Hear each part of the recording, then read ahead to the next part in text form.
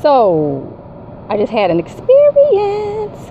I'm at an event, and long story short, a little boy, 9 years old, walks off, and his mother is looking for him. She finally finds him, and the whole park, it's probably about 200-300 people out here, maybe more, maybe about 500 or 600 people out here, and everybody, even over the music, she's screaming and fussing and cussing. And while I understand her anger and her frustration and her fear, I finally decided, because everybody was over there and everybody was, looking at her and looking at the situation and shaking their little head. That don't make no sense. She knew she wrong for that. And I didn't even mean to do it. But next thing you know, my feet led me over to her.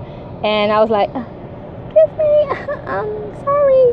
And she was like, you don't have to be sorry. And I was like, I just wanted to talk to you, and you can receive it. I hope you do. So anyway, I ended up talking to her about a children's book that I had written called The Adventures of Squally Squirrel, and I told her that the exact same thing happens in the book, where Squally ventures off, he gets misplaced from his parents, and he had to figure out the rules. So I used that as the entry point to speaking with her.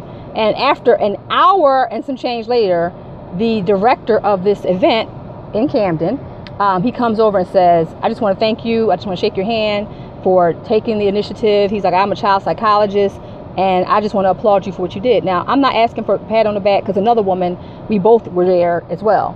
But what I want to say is, so I made the little boy apologize. I made the other little boy apologize, because there was, a situation where they just walked off. And so then I asked her to apologize to him for embarrassing him and for emasculating him in public. Little boy was crying. He's 9, and he was in tears. And so what I want to say is, ladies, moms, wives, I'm talking to us ladies now, because we tend to be the people, the gender, I should say, that typically has the children for the most part. But I want to tell us that we cannot emasculate our children. We cannot emasculate our sons. We cannot. Now, there's a time and a place for everything, and this is what I told her at the end. Listen, I get with my kids. I said, but you have to understand, this way was 51 with a 9-year-old son.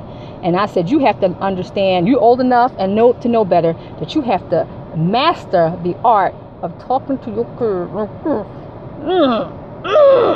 without all that yelling, fussing, and cussing in public. So please, please, please, please stop emasculating our sons, because then we wonder. So I'm just going to give you a quick video. I got to go.